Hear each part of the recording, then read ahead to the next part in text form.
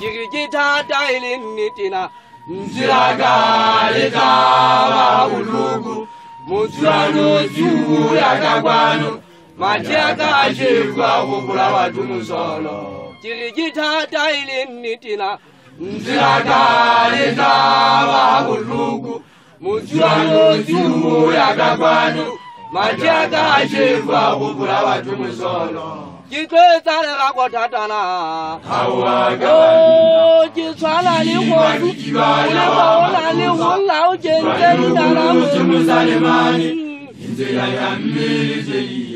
Jitwezale rakotatana Hawaga Jitwala lihodu Ulipaona lihula ujenzeli daramu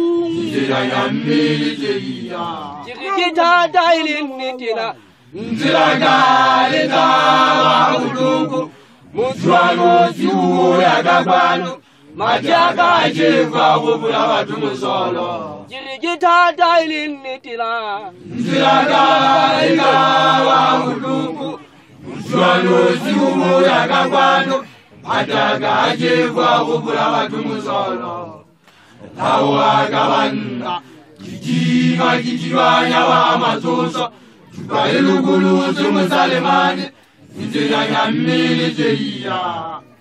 Awagawana, Kijiwa Yawa Matosa, Bailugulu Musalemani, Injaya Militia.